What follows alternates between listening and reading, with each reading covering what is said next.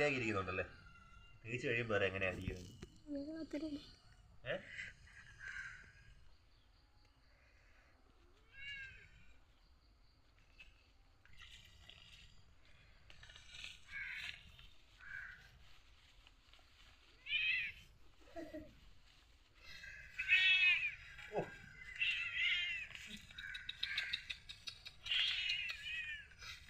ഇവന്റെ കയ്യും കാലും കെട്ടിട്ട് നടക്കത്തുള്ളൂ.